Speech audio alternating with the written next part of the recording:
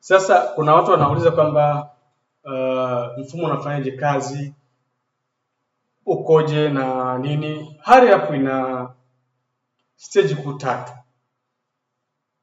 Stage ya kwanza ni kujisajili kama mhusika. Nikisema kujisajili inaonyesha kwamba kwenye kujisajili pale kuna hatua muhimu tatu tu: majina yako, alafu email yako na password. Vitu vitatu, wala hatuna haja ya kukusanya vitu vyako vingi. Lakini pale kuna kitu muhimu, utachagua kwamba unataka hiyo profile yako iwe ya fan au ya public figure. Fan ndo kama audience, kwamba wewe lengo lako ni lipi. Basi ukishafanya tuzo hatua chache unajisajili. Kujisajili kuna email verification ambayo itakuwepo kwa maana kuthibitisha email yako kama ni sahihi. Na ukithibitisha email yako utaingia kwenye profile yako. Ukiwa ni audience wa kawaida kama mimi na wewe ambaye sio mtu mashuhuri, hatua inayofuatia baada ya pale ni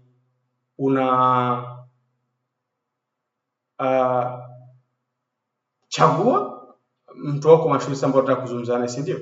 Sababu kuna pale ya kuona public figure ambao wako pale. Unachagua mtu wako mashuhuri ambao yuko pale.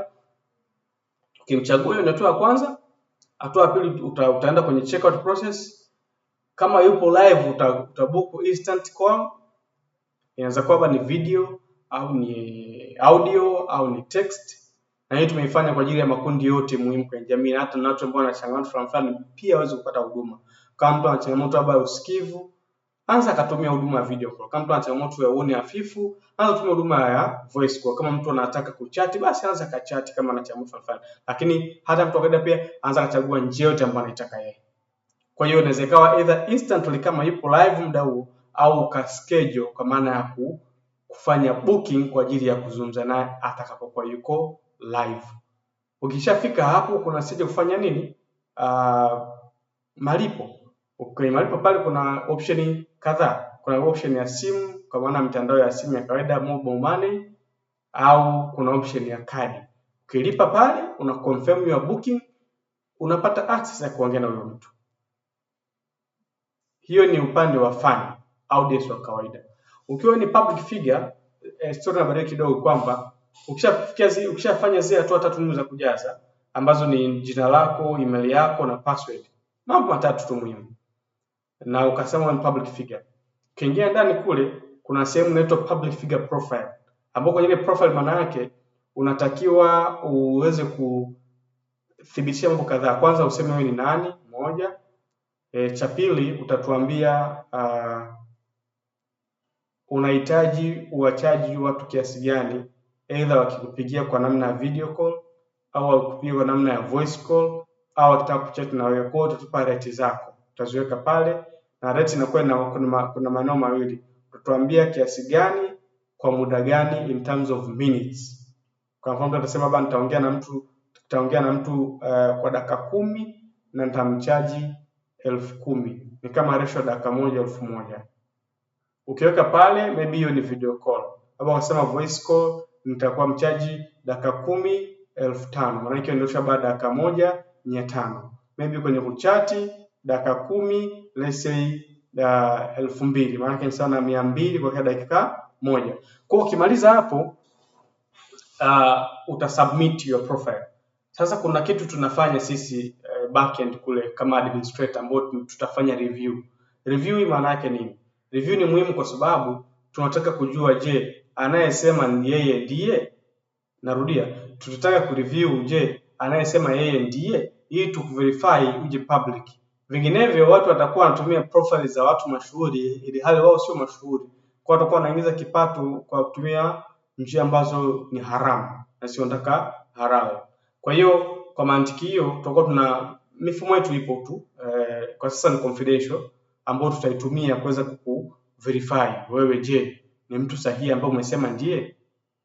Tukisha kuverify basi tutaweka sele account yako public kwenye profile ambayo sasa user kaida akija akaperuzi akasema leo nataka niongee na Josephat Nkungugu kwa sababu yeye ni founder wa Hurry, natamani kuwa na product ya kwenye technology, aliwezaje kufanya hivyo, pengine anaweza kanipa ABC, kitu kama hicho. Kwa hiyo hiyo ndo checkout process ambayo ipo kwenye mfumo wetu wa Hurry Up. Kwa kuna hiyo user verification kwa upande wa public figure, lakini kwa upande wa audience hakuna user verification. Lakini kwenye upande sawa payment kuna nini? Upande wa payment ni kwamba client inabidi alipe upfront, ulipe kabla, wewe ambaye ni fine. Ukilipa kabla, ile pesa sisi kama mfumo tunaihold inakuwa kwenye pending account, ambayo pending ni kwamba ikifanyika hiyo call instantly, baada ya call kufanyika tutarelease hiyo fedha kwa public figure. Hiyo call kama haijafanyika, maana yake hiyo pesa endelea kuwa pending.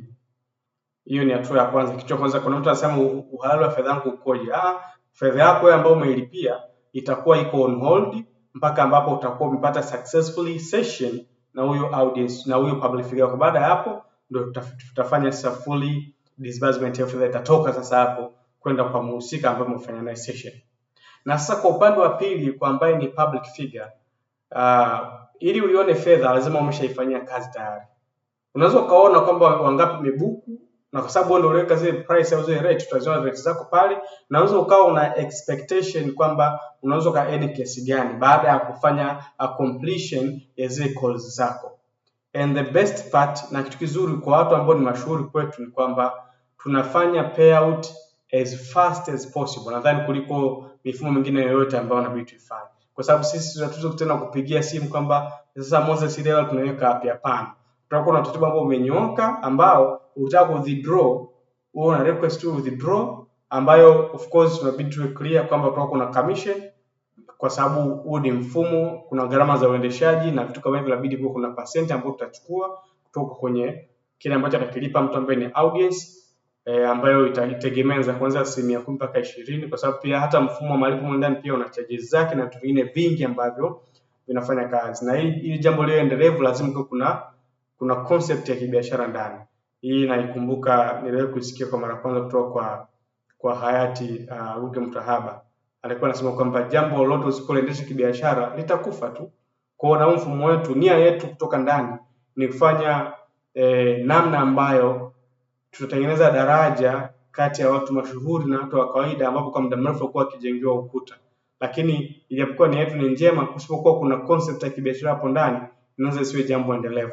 Kwa hiyo kuna commission ambayo tutaichukua hapa asilimia chache, ambayo itategemeana na mazingira husika na nature ya biashara iliyofanyika. Alafu kile kiwango ambacho kinabakia sasa utakipata instantly kwenye akaunti yako, either ni ya bank au ni mobile money, kulingana na kiwango ambacho utakuwa umekusanya. Lakini pia ukitaka kuhold mpaka ifike kiwango fulani, upon yourself, itakuwa pia iko juu yako. Kwa utakuwa na uwezo wa withdraw instantly kiwango ambacho umepata, au ukasema ngoja nikihold mpaka ifikie budget fulani ambayo unaitaka, pengine kwa mwezi au kwa muda fulani, utakuwa unaweza withdraw hiyo fedha. Kwa ufupi, hiyo ndio mchakato ambao utakuwa unafanyika ndani ya program yetu ya Hurry Up. Kwa vyote vinafanyika live mle ndani. Mfumo wetu tumesha develop wa kufanya calls za video kama WhatsApp vile clean kabisa huko ndani, calls za voice kama WhatsApp au mifumo mingine ya kawaida ya kupiga yuko ndani, na live chatting vile vile. Wataalamu wetu wakishirikiana na mimi pia, sababu kitaaluma pia mimi ni mtaalamu wa masuala IT, tumejitahidi kufanya kitu ambacho kitakuwa ni bora kwa Tanzania kuweza kukitumia na kuweza kunufaika kwa namna ambayo tunatamani iwe. So karibuni sana na Mungu awabariki. Ni platform nzuri, inakwenda kuibua vitu vikubwa na vizuri, na tunakwenda kutengeneza watu mashuhuri ambao wana vipato vinavyoendana na mashuhuri wao, lakini pia tunataka kuibua watu mashuhuri wapya.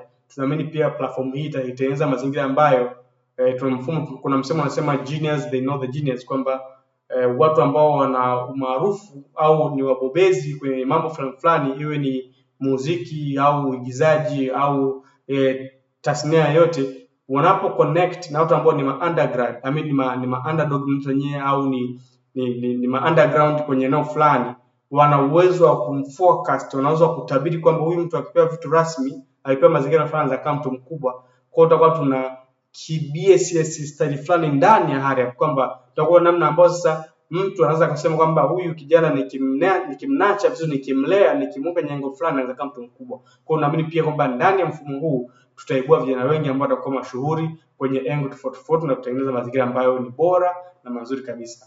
Asanteni and bye.